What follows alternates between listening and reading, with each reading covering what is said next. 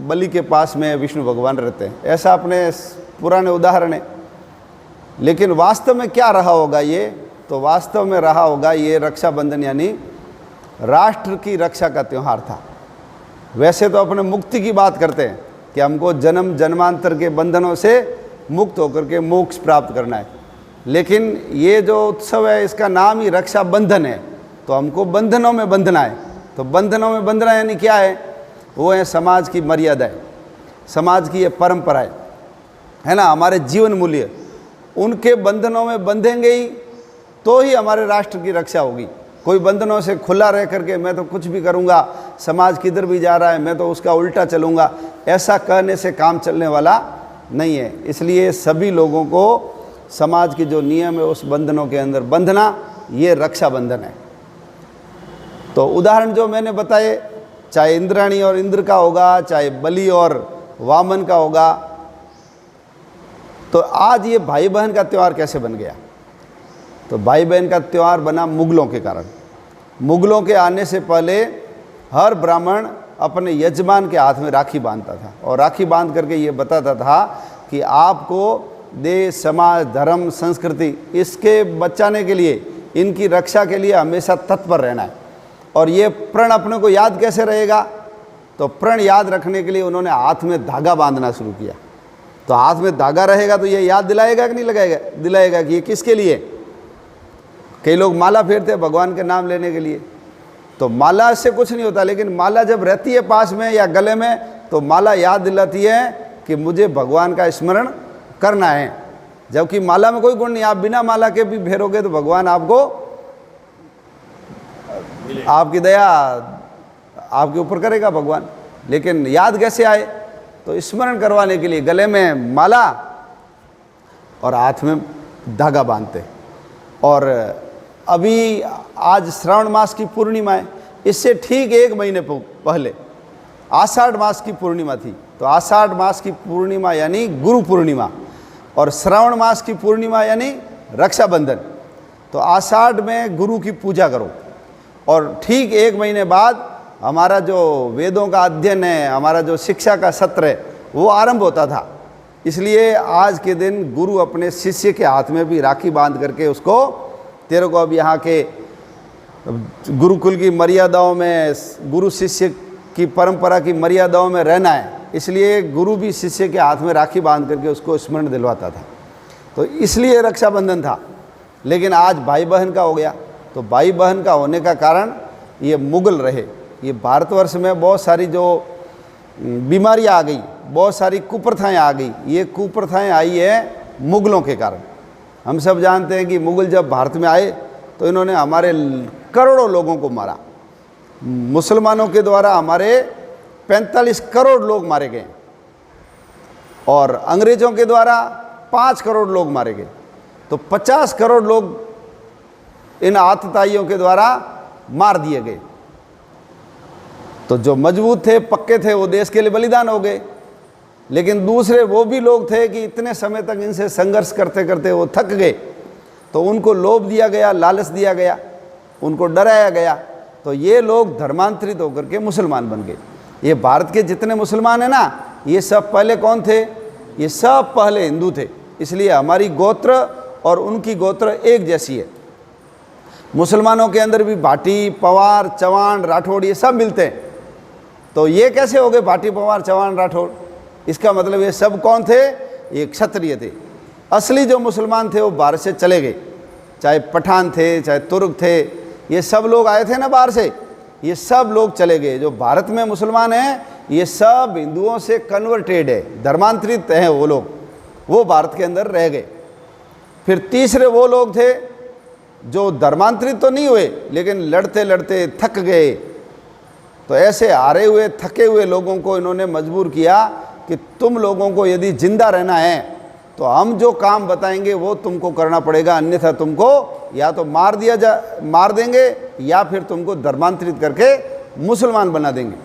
तो ऐसी स्थिति में अपने लोगों ने रास्ता निकाला, क्या करें, मुसलमान बनना या जो ये बता रहे वो काम करना। तो इन्होंने विचार करके तय किया कि हम सब लोगों को मुसलमान नहीं बनना है। यदि मुसलमान बनेंगे तो आने वाली 5वीं 6ठी पीढ़ी के बाद ये भूल जाएंगे कि पहले कौन थे, तो हमारे हिंदू भाइयों के भी खिलाफ खड़े हो जाएंगे। इसलिए अपने जिसको हम नीचा मानते हैं वो काम कर लेंगे, लेकिन मुसलमान नहीं बनेंगे। तो ये जब भारत में आते थे विदेशी, तो बहुत बड़ी बड़ी सेनाएं लेकर के आते थे। तो हमारे लोग क्या करते थे, अनाज छुपा देते थे या अनाज जला देते थे कि ये भूखे मरेंगे तो अपने आप वापस चले जाएंगे। तो ऐसे भूखे मरती हुई स्थिति के अंदर उन्होंने ये जितने भी पशु थे जंगलों में घूमते थे उनको मार करके खाना शुरू किया। और वैसे ही ये जहाँ से आए, अरब, ईरान, तुर्किस्तान, अजरबैजान, समरकंद, ताशकंद, तो वहाँ हमारी तरह थोड़ी है कि हर चीज़ें है ना, पपीता, चीकू, संतरा, मेवे, मिष्ठान कुछ नहीं है। वहाँ तो केवल मारे मारे भटकते हुए फिरो, पशुओं की हत्या करो, एक कबीले के ऊपर आक्रमण करके है उसका लूट खसोट करके माल खाओ। तो ऐसे पशुओं की हत्या करने वाले ये लोग थे, तो आदत गई नहीं। तो यहाँ उन्होंने मांस और चमड़े का उपयोग शुरू करवाया। तो हमारे लोगों ने कहा हम चमड़ा और मांस ले आएंगे आपके लिए, लेकिन हम मुसलमान नहीं बनेंगे। तो भारत में चमड़ा और मांस ये मुसलमानों के कारण आया। आप भगवान राम की खड़ाऊ देखो, किसकी बनी हुई है, लकड़ी की बनी हुई है। इसका मतलब हमारे यहाँ पर लकड़ी का ही उपयोग होता था। तलवार की म्यान है, घोड़े की जो लगाम है, या कोई घोड़े की जो जीन कसते थे कमर के नीचे से ताकि वो काठी गिरे नहीं, हाथी का भी औदा कसते थे, ये सब सूत, कपास, रेशम और मलमल की हुआ करती थी। तो हमारे यहाँ तो जरूरत ही नहीं थी चमड़े की, तो चमड़े का उपयोग उनके कारण हुआ। और मांस का उपयोग भी उन लोगों के कारण भारत के अंदर आरंभ हुआ। फिर ये बलात्कार, भारत में कभी भी बलात्कार नहीं होता था। आप रामायण अभी देखी होगी, पढ़ा होगा, तो रामायण में एक भी बलात्कार की उदाहरण है क्या, घटना, कोई घटना नहीं। महाभारत में बलात्कार का वर्णन नहीं। और सिकंदर जब भारत के अंदर आया था तो सिकंदर के सैनिकों ने भी लूटपाट की, हत्याएं की, लेकिन किसी भी महिला के साथ उन्होंने बलात्कार, दुष्कर्म नहीं किया। ये दुष्कर्म और बलात्कार जैसी पशुवृत्ति किसके कारण शुरू हुई है, इस्लाम के कारण। बोलो, अलाउद्दीन खिलजी पद्मिनी के पीछे पड़ गया। क्यों पड़ गया, वो बेचारी शादीशुदा महिला थी, उस शादीशुदा महिला को जलने के लिए विवश करने वाला कौन था, अलाउद्दीन खिलजी। कारण इनके दो ही चीज़ें हैं इस्लाम में, एक तो भोग और दूसरा पैसा। तुमको महिलाएं चाहिए, हाँ, तुमको पैसा चाहिए, हाँ चाहिए, चलो हमारे साथ, भारत को लूट करके लाएंगे, महिलाओं को भी लाएंगे और आपको धन संपत्ति मिले। इन दो कारणों के कारण इस्लाम दुनिया के अंदर फैला। तो यहाँ आए तो हमारी लाखों महिलाओं को इन्होंने मरने के लिए मजबूर किया और हमारी लाखों महिलाओं को ये उठा उठा करके ले गए। तो ये जो बलात्कार की वृत्ति है ये इनके कारण शुरू हुई। फिर जब ये महिलाओं के ऊपर अत्याचार करते थे तो महिलाओं ने अपनी सुरक्षा के लिए क्या किया, उन्होंने कहा मेरे जितने ज़्यादा भाई होंगे वो सब मेरी रक्षा के लिए आएंगे। तो एक महिला ने 40-40, 50-50 लोगों को भाई बनाना शुरू किया ताकि मेरी रक्षा, ये जब मुसलमान आक्रमण करेंगे तब ये मेरे भाई है वो मेरी रक्षा के लिए आएंगे। तो ये रक्षाबंधन का त्यौहार, भाई बहन का त्यौहार कब बन गया, ये इनके कारण बन गया। फिर महिलाओं ने अपनी रक्षा के लिए घर के अंदर सूअर पालना शुरू किया। हिंदू सूअर पालते हैं ना, तो सूअर का कोई उपयोग नहीं, न दूध काम आता है सूअर का, न सूअर चढ़ने के काम आता है कि घोड़े की तरह चलो चढ़ सकते हैं ऊपर, न गाड़े में जोतने के काम आता है। तो सूअर क्यों पाला, सूअर इसलिए पाला कि मुसलमान सूअर को हराम मानता है।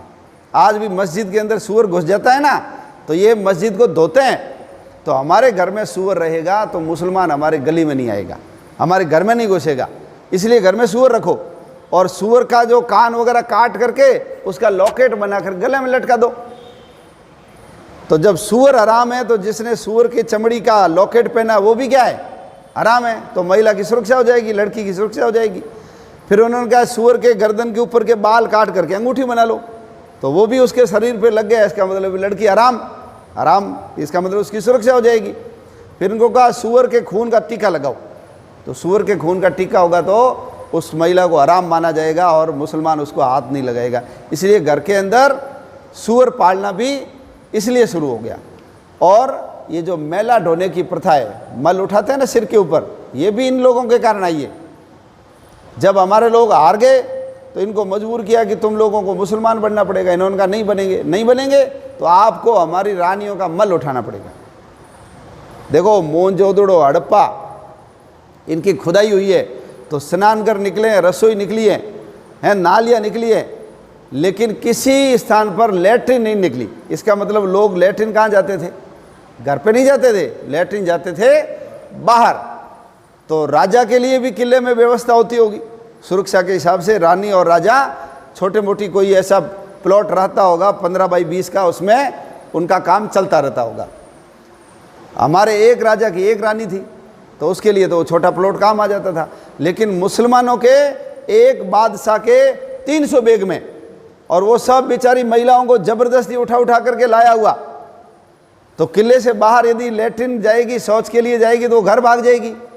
इसलिए उनको किले के अंदर ही रखो, दरवाज़ा बंद करके रखते थे। फिर लैट्रिन कहाँ जाएगी? और वो जो छोटा 15 बाई 20 का प्लॉट था उसमें 2 लोग जाए तो कोई दिक्कत नहीं, 2 की जगह मान लो 300 लोग लैट्रिन जाएंगे वहाँ, तो क्या हालत होगी? बदबू आएगी। तो बदबू न आए तो इन हारे हुए क्षत्रियों को कहा कि तुम लोगों को मल उठाना पड़ेगा, नहीं तो मुसलमान बना देंगे आपको। तो इन्होंने कहा हम मल उठा लेंगे लेकिन मुसलमान नहीं बनेंगे। तो इनका धर्म भंग किया गया, इनका मान सम्मान भंग किया गया। और आज हम वो जो पहले क्षत्रिय योद्धा थे, कभी देश के लिए लड़ते थे, उनको आज हम सब लोग क्या बोलने लगे? ये भंगी बोलने लगे। तो भंगी शब्द कहाँ से आया? ये भंगी, इनका धर्म भंग कर दिया इसलिए भंगी बोलना शुरू कर दिया। लेकिन ये थे कौन? ये सब लोग पहले क्षत्रिय थे।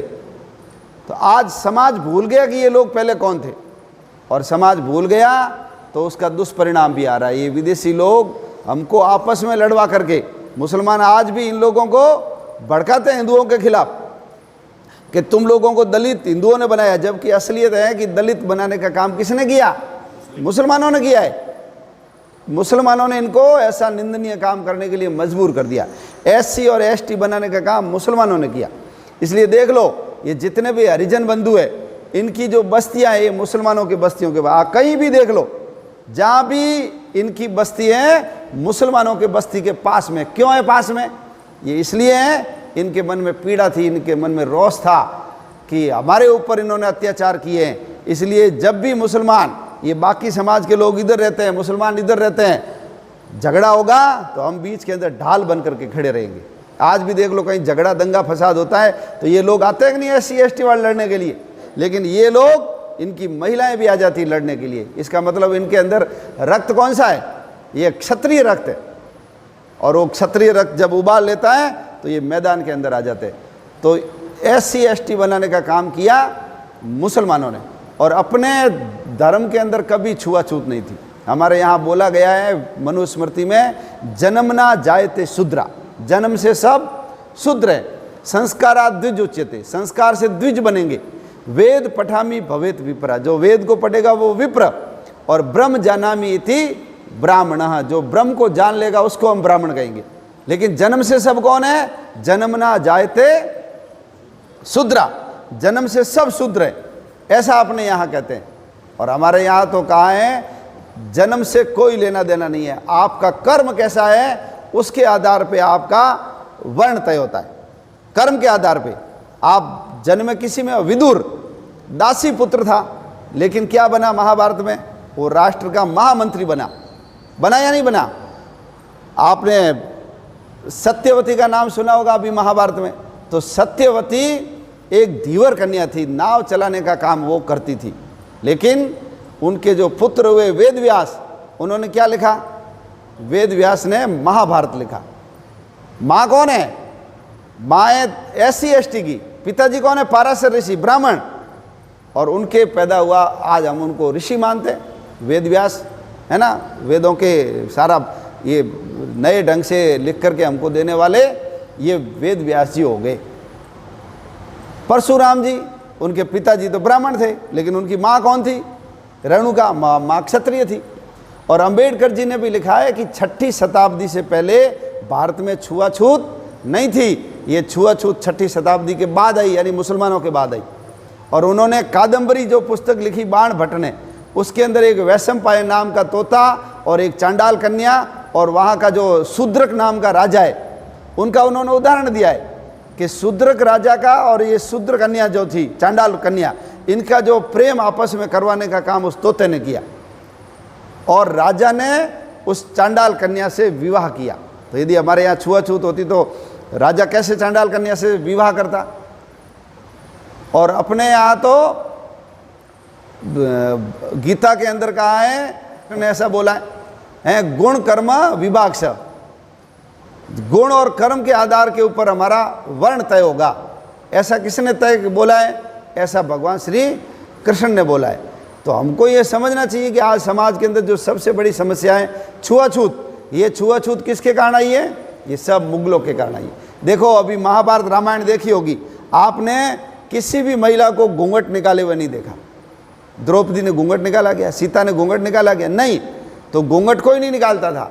ये मुसलमान हमारी महिलाओं को ले जाते थे तो उन्होंने अपनी रक्षा के लिए मुंह ढक कर के रखो, ना तो कोई देखेगा चेहरा और ना हमको कोई ले जाएगा। तो ये घूंघट प्रथा भी मुसलमानों के कारण आई।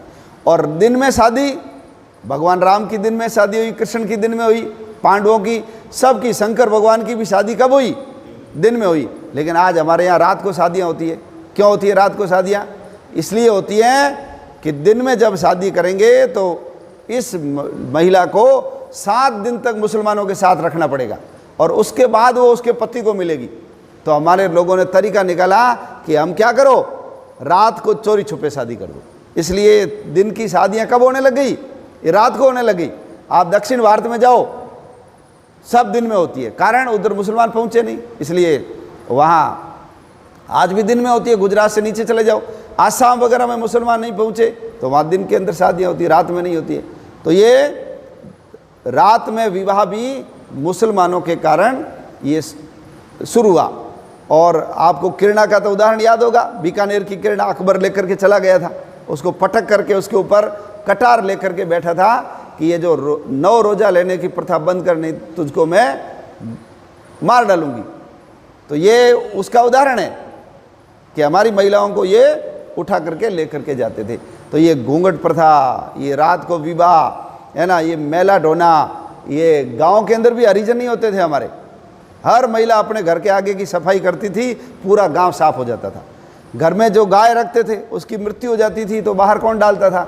घर का मालिक ही डालता था। गाय माँ है ना, तो हमारी माता जी की, दादी की या दादाजी की जब मृत्यु होती है तो हम उसका दाह संस्कार करते हैं। तो ये भी तो माँ है ना, इसका भी करेंगे। तो गांव के अंदर कभी भी हरिजन नहीं होते थे। तो ये जितने दुर्गुण है, ये सब दुर्गुण मुगलों के कारण आए। तो आज अपने हिंदू समाज को ये बताना पड़ेगा कि ये जितने लोग हैं SC और ST, ये सब पहले कौन थे? ये क्षत्रिय थे, ये सब धर्म रक्षक हैं।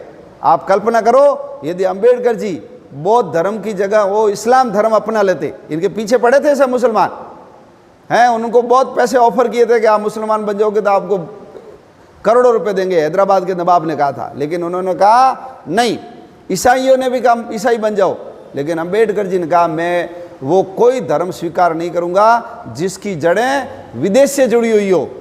बुद्ध तो अपनी भगवान हुए ना, हमने तो बुद्ध को क्या माना है? अवतार माना है। और बौद्ध बन गए तो क्या अंबेडकर जी का नाम बदला? वही भीमराव अंबेडकर रहा, उनके पिताजी का नाम रामजी अंबेडकर रहा, उनके गुरु का नाम महादेव अंबेडकर रहा।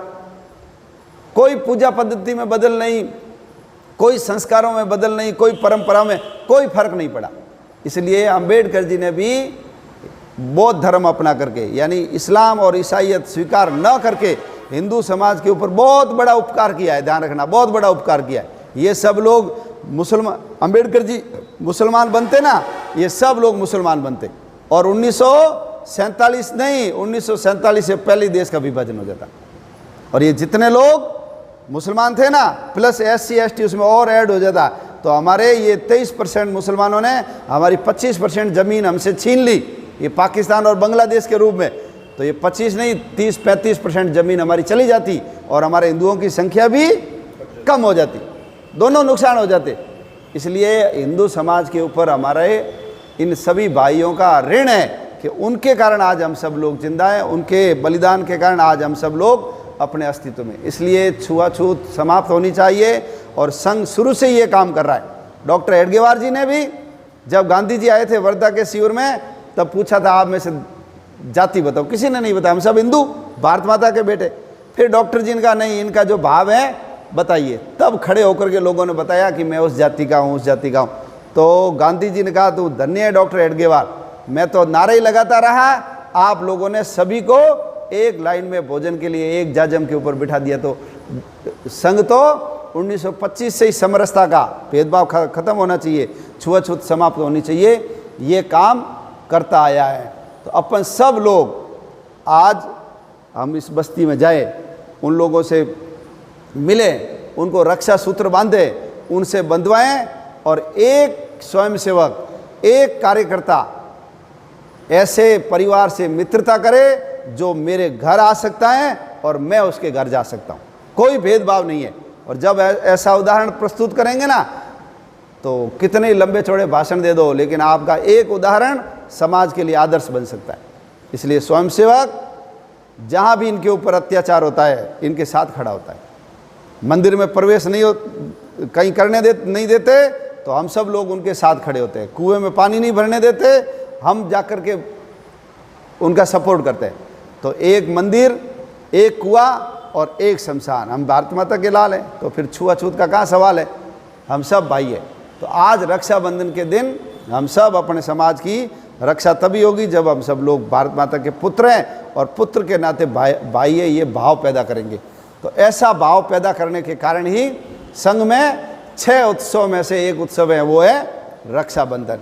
तो हमको इसके पीछे का भाव समझना चाहिए और समरस समाज बने, छुआछूत मुक्त बने, वो हम शुरू से कर रहे हैं, आगे भी इस काम के लिए अपने स्वयंसेवक सन्नद्ध होकर के करेंगे। रक्षाबंधन का आज का ये संदेश है। सबको जय श्री राम।